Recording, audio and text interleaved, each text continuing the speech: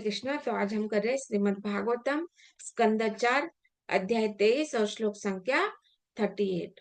और हम देख रहे हैं कि श्लोक संख्या 29 से लेकर यहाँ तक हम देख रहे हैं कि अगला श्लोक 39 तक पूरा का पूरा जो है ये पृथु महाराज का जो भगवत धाम गमन है उसका लीला का श्रवण करने पर क्या क्या फल प्राप्ति होती है, मतलब श्रुति फल बताया जा रहा है। तो दैट मीन्स हम इससे समझ सकते हैं कि ये जो भगवान के शुद्ध भक्त होते हैं उनकी लीलाओं को श्रवण करने से भी हम भगवान को प्राप्त कर सकते हैं। जैसे हमें शास्त्र, गुरु और साधु समझाते हैं कि भगवान को सुनने से मतलब क्या कि भगवान के नाम, गुण, रूप, लीला, माधुरी, पार्षद, उनके धाम, उनके सारे ये सारे जो गुणों को श्रवण जब हम करते हैं तो हम भगवान को प्राप्त करते हैं। यहाँ पर बताया जा रहा है कि उनके भक्तों की लीलाओं को भी सुनने से हम भगवान को प्राप्त करते हैं। मतलब क्या कि भक्त और भगवान में अंतर नहीं बताया जा रहा है। मतलब कैसे कि कैसे भक्त और भगवान में अंतर नहीं है कि जैसे भगवान के ये जो शुद्ध भक्त होते हैं वो हमेशा ही हर क्षण भगवान की प्रसन्नता के लिए कार्य करते हैं। दैट मीन्स उनका हर क्षण जो होता है वो भगवान से ही संबंधित होता है। चाहे वो जो भी कार्य करते रहे वो हर कार्य में भगवान को देखते रहते हैं। इसलिए वो जो कार्य जो करते हैं उसमें उनका एक ही भाव होता है। उनकी चेतना क्या होती है? भगवान की प्रसन्नता। क्या इस कार्य करने से भगवान प्रसन्न हो रहे हैं? अगर हो रहे हैं तो मुझे यही कार्य करना है, और अगर इस कार्य से भगवान प्रसन्न नहीं होते हैं तो मुझे उन कार्यों को नहीं करने हैं। तो ये जो शुद्ध भक्त का भाव होता है इससे हम देखते हैं कि वो हमेशा ही भगवान से जुड़े हुए होते हैं। और इसलिए हम देखते हैं कि जैसे हमें बताया गया ना कि भगवान की ये जो भक्ति है इसको करने से हमें हमारे अंदर सद्गुण आ जाते हैं। दैट मीन्स क्या कि जो गुण भगवान में है वही गुण हम में आ जाते हैं। तो ये जारे जो शुद्ध भक्त होते हैं उनके कार्यकलाप तो भगवान की प्रसन्नता के लिए होते हैं। तो इसीलिए हम देखते हैं कि जो गुण भगवान में है वही गुण हम उन भक्तों में भी देखते हैं। लेकिन यहाँ पे बताया जाता है कि भगवान के ये जो शुद्ध भक्त है उनको भी हम भगवान बोल सकते हैं, और भगवान तो भगवान है ही। लेकिन यहाँ पे हम देखते हैं कि जब हम ऐसे शुद्ध भक्तों को भगवान बोलते हैं तो वहां पे क्या बताया गया है? उनको तो ये जो शुद्ध भक्त है उनमें ये भगवान के जैसे ही गुण है, लेकिन यहाँ पे मात्रा का अंतर होता है। मतलब गुण तो वही है लेकिन मात्रा का अंतर होता है। जैसे ये सारे गुण भगवान श्री कृष्ण में 100% है, लेकिन इनके जो शुद्ध भक्त होते हैं इनकी ये जो गुण की मात्रा होती है वो 100% कभी भी नहीं हो सकती। तो ये अलग अलग गुणों की मात्रा होती है।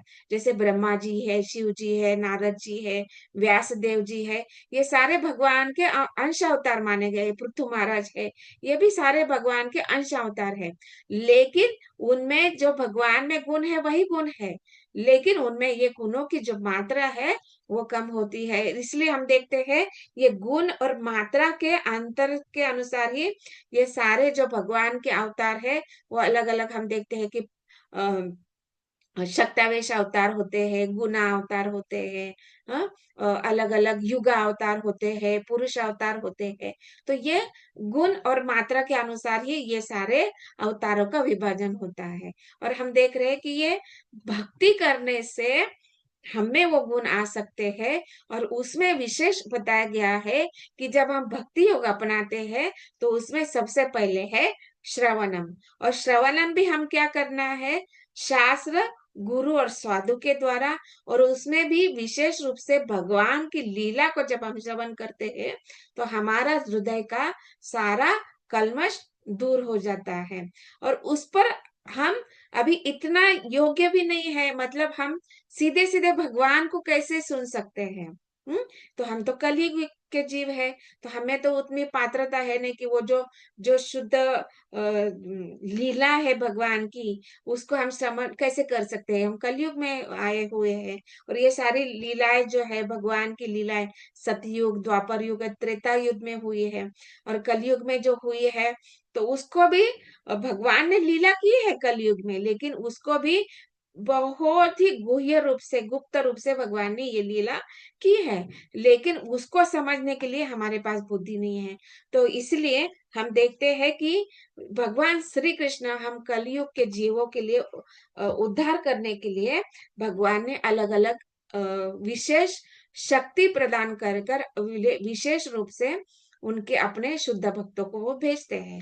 जैसे श्रील प्रभुपाद है, और हमारे ये जो संस्था में जो उपस्थित गुरु है, उनको हम देखते हैं कि वो हमें ये सारा ज्ञान प्रदान करते हैं कि कैसे भगवान की ये जो भक्ति है, या भगवान की ये जो भक्ति विधि को आप अपना रहे हो, तो इसके पहले, सबसे पहले ये जो श्रवणम है, उसको बहुत ही महत्वपूर्ण है। और इसको श्रवण करने से हम, चाहे कलयुग में जीव क्यों ना जन्म लिया हो, कलयुग के जीव भी क्यों ना हो, हम भी भगवान को प्राप्त कर सकते हैं। और इसलिए इन सारे श्लोकों में श्लोक संख्या 29 से लेकर श्लोक संख्या 39 तक ये सारा फल बताया जा रहा है। और इसको कैसे बताया जा रहा है कि दो क्वालिफिकेशन बताए जा रहे हैं। क्या? पहले तो श्रद्धा, और दूसरा है ध्यान पूर्वक। हाँ, तो श्रद्धा रखते हुए मतलब क्या कि केवल हम भगवान पर ही श्रद्धा नहीं रखनी है, हमें भगवान के ऊपर तो पूर्ण रूप से श्रद्धा रखनी है 100%, लेकिन उनके जो शुद्ध भक्त है, उनके ऊपर भी हमें श्रद्धा रखनी होती है। दैट मीन्स जब हम पूरा श्रद्धा रखते हुए उनके शुद्ध भक्तों के चरित्र को, उनका गुणों को, उनकी लीला को, उनको कार्यकलापों को सुनेंगे, तब हम ये उन्होंने जो लक्ष्य प्राप्त किया है, उनकी जो गति हुई है, वही गति हमें प्राप्त हो सकती है। इसलिए आदो श्रद्धा, और उसके बाद आता है सबसे पहले श्रद्धा, और उसके बाद ध्यान पूर्वक श्रवण।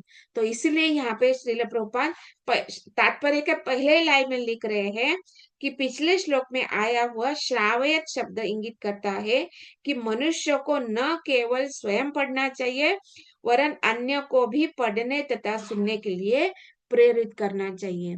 तो इसलिए ये श्रवणम इतना महत्वपूर्ण है। तो श्रवणम करने से क्या हो जाता है? 3 कार्य होते हैं। तो श्रवणम करने से पहले मतलब क्या? हम पहले पढ़ते हैं, और पढ़ते हैं मतलब क्या? जैसे हमें अभी यहाँ पर हम श्रीमद् भागवतम पढ़ रहे हैं। तो पढ़ रहे हैं मतलब क्या? ये हम भगवान की लीलाओं को भक्त के द्वारा, भक्तों के साथ कैसे उन्होंने आदान प्रदान किया है, उसको पढ़ रहे हैं, राइट? लेकिन इसको ट्रांसलेट किसने किया है? किसने किया है? श्रील प्रभुपाद जी ने किया है। मतलब क्या कि जब हम पढ़ रहे हैं, तो हम क्या कर रहे हैं? श्रील प्रभुपाद से सुन रहे हैं। तो मतलब पढ़ना और सुनना, ये दोनों कार्य एक साथ हो रहे हैं। और जब इसको हम किसी को बोलते हैं, तो इसको क्या हो रहा है? कीर्तनम हो रहा है। और कीर्तनम के बाद कैसे हम जैसे जैसे श्रवण करेंगे, तो हम भगवान की लीला को स्मरण करेंगे, भगवान को स्मरण करेंगे, उनको शुद्ध भक्तों के हम स्मरण करेंगे। तो इसलिए यहाँ पे बताया जा रहा है कि हम केवल स्वयं के लिए न पढ़ना चाहिए, वरन अन्यों को भी पढ़ने तथा सुनने के लिए प्रेरित करना चाहिए। और इसी सिद्धांत को लेते हुए श्रील प्रभुपाद जी ने ये जो हमारी जो संस्था उन्होंने जो स्थापित की है, ये जो हमारी क्या है, हमारे संस्था का नाम कृष्ण भावना भावित संघ। तो इस संघ में यहाँ पे केवल अर्चा विग्रह की सेवा नहीं होती है, तो यहाँ पे भगवान का ये जो गुण रूप नाम लीला का जो उसका भी कीर्तनम श्रवणम और स्मरणम होता है।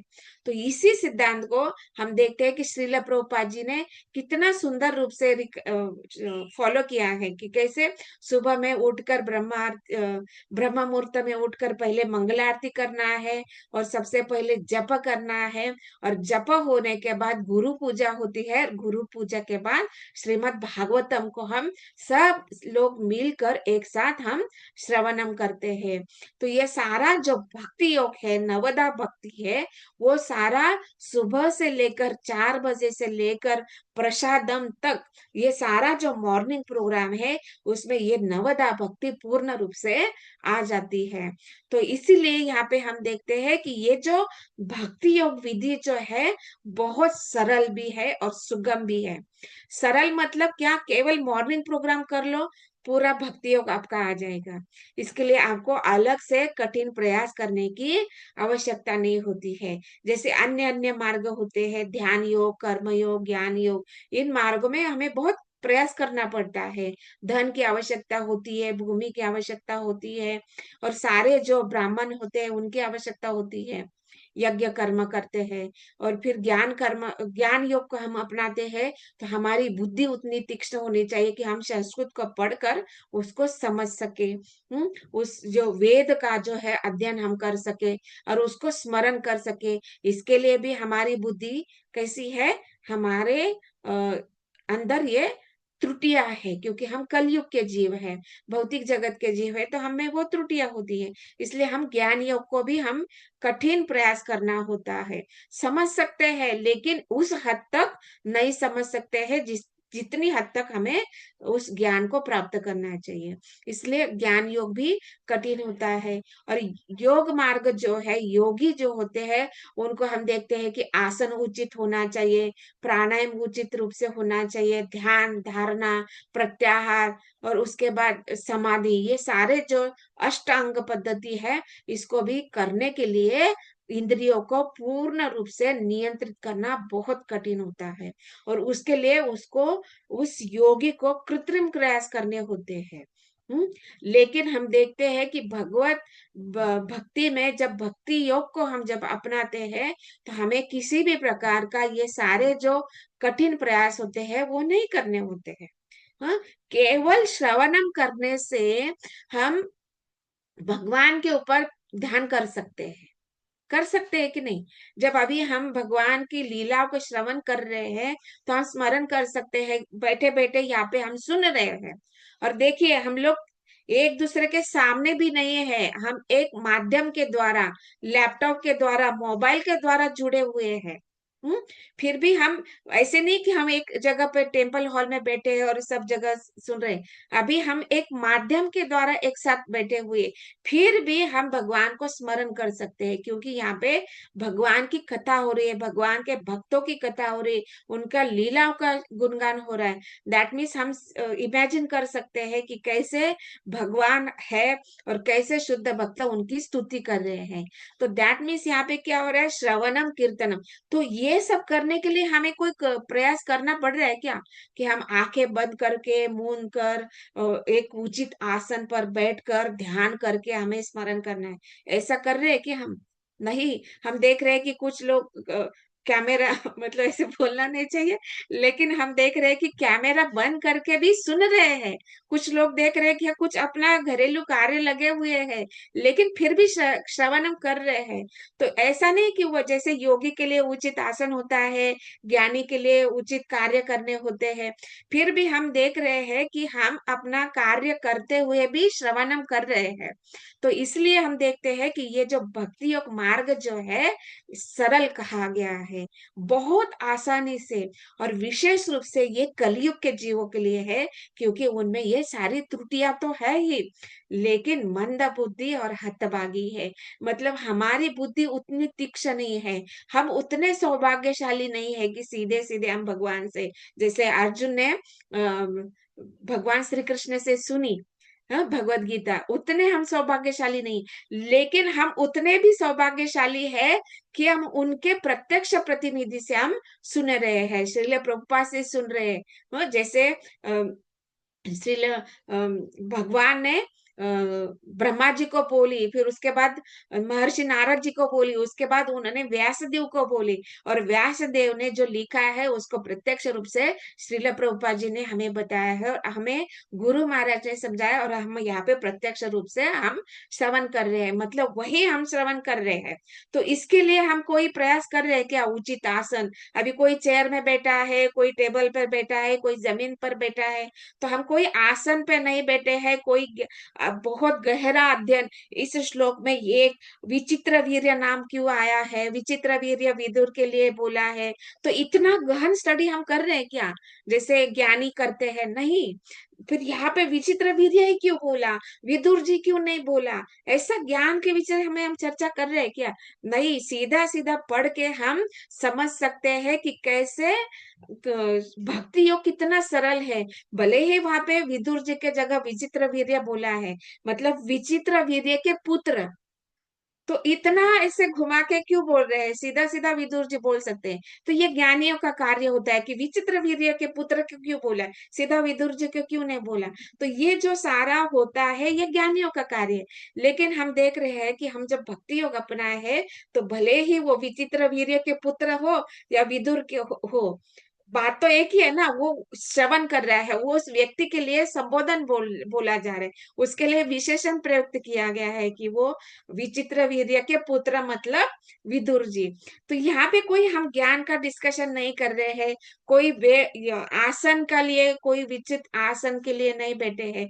सीधा सीधा जिसको जैसे कन्वीनियंस, अभी देखिए कोई माता जी खड़े रह के अपना काम कर रहे हैं, फिर भी वो श्रवण कर रहे हैं, मतलब उन्होंने कोई उचित आसन नहीं धारण किया है, फिर भी वो श्रवण कर रहे हैं। तो इसलिए ये जो भक्ति योग मार्ग है बहुत सरल है, और ये सरल और सुगम, मतलब चाहे किस भी स्थिति में हो, किस भी परिस्थिति में हो, जब आप ध्यान पूर्वक और श्रद्धा से श्रवण कर रहे हैं, तो निश्चित रूप से आप भगवान को प्राप्त कर सकते हैं। और इसलिए बोला गया कि ये जो भक्ति योग मार्ग है बहुत सरल और सुगम है। सुगम मतलब आप जिस भी परिस्थिति में है, जिस भी स्थिति में है, आप उसको श्रवण कर सकते हैं, और उसको कीर्तनम कर सकते हैं, और उसका स्मरण कर सकते हैं। और यही बात यहाँ पे श्रील प्रभुपाद तात्पर्य में समझा रहे हैं कि श्री चैतन्य महाप्रभु जो कलयुग में आए, और उन्होंने गुप्त रूप से जो कार्य किया है, उन्होंने बताया कि जब भी आप क्या बोले कि श्री चैतन्य महाप्रभु ने इस अभ्यास की संस्कृति की है, मतलब ये श्रवणम कीर्तनम स्मरण को हमें क्या करना चाहिए? अभ्यास करना चाहिए। ऐसे नहीं कि आज हम लोगों ने क्लास सुन लिया और अभी नेक्स्ट मंडे को हम क्लास सुनेंगे, नहीं। नियमित रूप से, मतलब हफ्ते के जो 7 दिन है उसको हमें नियमित रूप से और सही समय पे, मतलब अभी क्लास हम लोगों का 8 बजे चालू होता है, तो ऐसे नहीं कि हम 9 बजे जूम को लॉग इन करें और अरे क्लास तो नहीं हो रहा है, हम लोग कैसे श्रवण करें? अरे नहीं भाई, आपके लिए प्रॉपर टाइम दिया गया है कि 8 से 9 बजे ही क्लास होगा। आप 9 बजे जूम में आएंगे तो आपको क्लास नहीं मिलेगी। तो इसको लिए बोला गया कि नियमित, मतलब नित्यम भागवत सेवा, तो इसलिए नियमित होना चाहिए, और इसको नियमित करने से हम अभ्यास करेंगे। और इसके लिए श्री चैतन्य महाप्रभु जो स्वयं भगवान श्री कृष्ण है, उन्होंने ही हमें बताया है कि हमें नियमित अभ्यास करना चाहिए। और ये क्या बोला है, इसकी अभ्यास की संस्कृति की है कि जो हमने सुना है उसको और किसी को बोलना है। यारे देख तारे कह कृष्ण उपदेश, मतलब जिस किसी को भी आप देखोगे मिलोगे तो उसको हमें ये कृष्ण का उपदेश, मतलब अभी कृष्ण का उपदेश क्या, कि हमने सुबह में मॉर्निंग क्लास में क्या सुना है उसको हमें किसी को बताना है। जो भी हमें दिन भर में जो भी उसको मिले उसको हमें बताना है। और उसके विषय में क्या, जिससे भी मिलो उससे कृष्ण द्वारा दिए गए उपदेश के विषय में बातें करो, या उसे कृष्ण के वृत्तांत सुनो। पृथु महाराज की भक्ति का इतिहास भगवान की लीलाओं के वृत्तांत के ही समान शक्तिदायक है। अभी देखिए, मतलब भगवान की लीलाओं का श्रवण कीर्तन स्मरण तो हमें करना ही है, लेकिन ये बात भी बताया जा रहा है कि भगवान से जुड़े हुए वो कौन है? भगवान के शुद्ध भक्त, जिसको भगवान के प्रत्यक्ष प्रतिनिधि भी कहे जाते हैं, उनकी लीलाओं को भी जब हम सुनते हैं, बोलते हैं, स्मरण करते हैं, तब भी वो हमें शक्ति प्राप्त होती है कि जिसके द्वारा हम भक्ति योग को अपनाकर हम भगवान को प्रत्यक्ष रूप से प्राप्त कर सकते हैं। मतलब भगवान के धाम को हम प्राप्त कर सकते हैं। और यहाँ श्रील प्रभुपाद हमें समझा रहे हैं कि मनुष्य को चाहिए कि भगवान की लीलाओं तथा पृथु महाराज के कार्यकलाप में अंतर न माने। जब भी अवसर मिले, पृथु महाराज के विषय में सुनने के लिए अन्यों को प्रेरित करें। मतलब स्वयं को भी पढ़ना है, दूसरों को सुनने के लिए भी प्रेरित करना है। अभी हम कैसे पढ़ रहे हैं? हमारे पास श्रीमद् भागवतम है, और दूसरों को प्रेरित करने के लिए, उनको पढ़ने के लिए प्रेरित कैसे करना है? तो ये हमें, ये भी मार्ग श्रील प्रभुपाद जी ने हमें दिया है। क्या मार्ग दिया है? Book distribution. बोले है ना प्रभुपाद कि मेरे बुक्स जो है आप स्वयं भी पढ़ो और अन्य को भी पढ़ने के लिए दे दो। तो ये है प्रेरणा, किसी को अन्य को पढ़ने के लिए प्रेरित करना। और इसका जो फल है वो क्या है?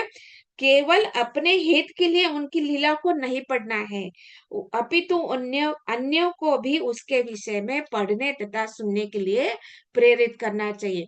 अभी पहले तो प्रभुपाद जी ने बोला कि बुक्स पढ़ो, लीलाओं को पढ़ो, श्रवण करो।